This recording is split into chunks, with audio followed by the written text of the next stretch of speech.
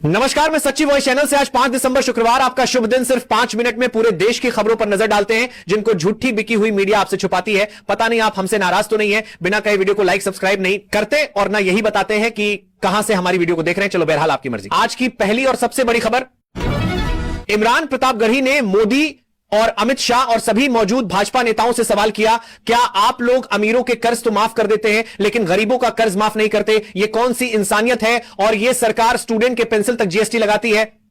आप अमीरों के कर्जे माफ कर रहे हैं, उद्योगपतियों के कर्जे माफ कर रहे हैं, और यहाँ स्थिति ये हो गई है कि जो मिडिल क्लास, उसकी जो रोजमर्रा की जरूरत की चीजें हैं उस तक पर आपने जीएसटी लगा रखी है। आप फिल्में टैक्स फ्री करते हैं लेकिन स्टूडेंट्स के प्रतियोगी परीक्षाओं के फॉर्म की फीस नहीं माफ कर सकते। आपको बाकी जगहों पर टैक्स लेना है, हर जगह टैक्स लेना है। मिडिल क्लास से आपका कोई रिश्ता नहीं। मिडिल क्लास तो आपसे कह रहा है कि मोहब्बत भाईचारे के दीवाने दिन ही लौटा दो, वो सस्ती दाल सब्जी के सुहाने दिन ही लौटा दो। ये अच्छे दिन तो अंबानी अडानी को मुबारक हो, हमें ऐसा करो साहब पुराने दिन ही लौटा दो। वो पुराने दिन जो बहुत अच्छे थे, वो पुराने दिन जहां लोग एक दूसरे से मिलजुल करके रहते थे। इमरान प्रतापगढ़ी ने यह बहुत प्यारी बात कही कि हमें वही प्यारी और मोहब्बत भरी जिंदगी लौटा दो, वही सस्ती दाल और सुहाने दिन ही लौटा दो। मुबारक हो अच्छे दिन अडानी और अंबानी को, हमें पुराने दिन ही लौटा दो, वो पुराने दिन भी जल्दी आएंगे।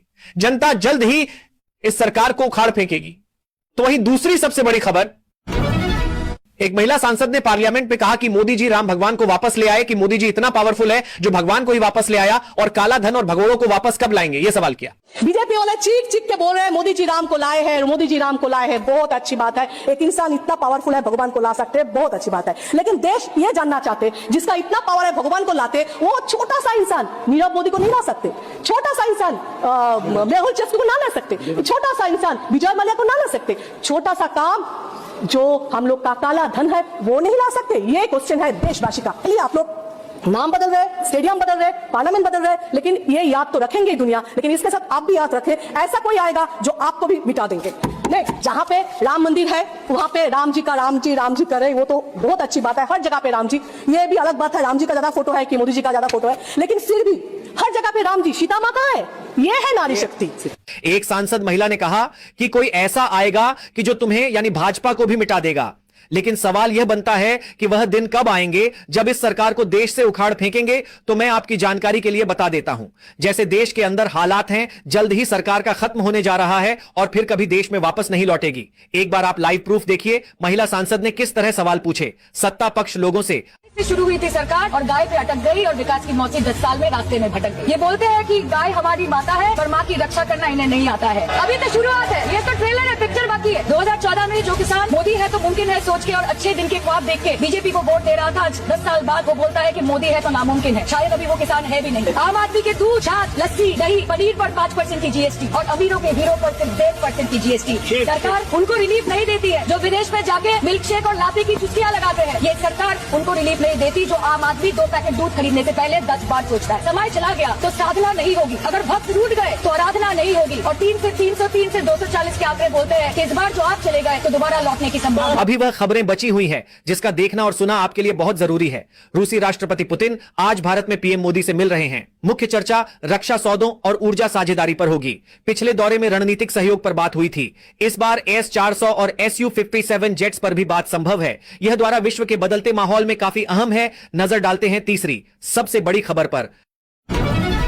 संसद में बड़ी बहस चली कि मुसलमान को, कमजोरों को, पिछड़ों को जब मन करे मार देते हैं। हम मरने के लिए नहीं बने हैं। जब किसान कर्ज माफी करवाने के लिए जाता है तो उसे पर लाठी चार्ज किया जाता है, और जबकि भाजपा सरकार बड़े बड़े धन्ना सेठों को हजारों करोड़ों का मुनाफा और कर्ज माफी कर रखी है। हम मरने के लिए पैदा नहीं हुए, जो चाहता है हमारी हत्या कर देता है। मूछे रखने पे, घोड़ी पे बैठने पे, मटकी छूने पे हमारी हत्या हो रही है। क्या बदला है सर 70 साल बाद भी? दलित पिछड़े मुसलमानों पे हिंसा नहीं रुक रही है सर। पिछले सारे प्रधानमंत्रियों ने मिलकर जितना कर्ज लिया है उससे दुगना कर्ज हमारे वर्तमान के प्रधानमंत्री जी ने लिया है। किसान अगर कर्ज माफ कराने के लिए जाता है तो लाठी झेलनी पड़ती है, जबकि सरकार ने धन्ना सेठों का 15 लाख करोड़ रुपए माफ किया है। नारी सम्मान की बात करने वाली सरकार, हमने मणिपुर देखा सर, हमने पहलवान बेटियों का हश्र देखा सर, और हमने सर हाथरस की बेटी का हश्र देखा सर। और हाथरस के परिवार को जो वादा किया था सरकार ने वो भी पूरा नहीं किया। और महिलाओं में भी स्पेशली दलित, पिछड़े और मुस्लिम वर्ग की, आदिवासी वर्ग की महिलाओं के साथ आज भी एनसीआरबी का डाटा कहता है सर जो जुल्म हो रहा है वो सहनीय नहीं है।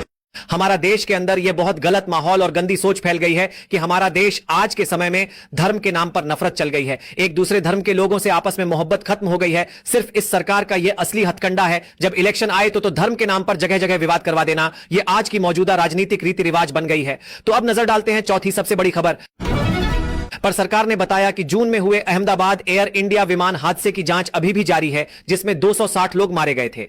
AIB विमान नियम 2025 के तहत जांच कर रहा है। शुरुआती रिपोर्ट आ चुकी है, 260 लोग मारे गए थे, पर जांचकर्ता सभी संभावित कारणों की समीक्षा कर रहे हैं। DGCA नियमित ऑडिट सहित सुरक्षा के लिए मजबूत कदम उठा रहा है। तो वही अगली बड़ी खबर, एक महिला सांसद ने बताइए, सरकार जब से शुरू हुई है वह गाय पर आकर अटक गई है और विकास की मौसी 10 साल से गायब है और जनता बीजेपी को वोट देकर पछता रही है। यह भी संसद में बात रखी गई।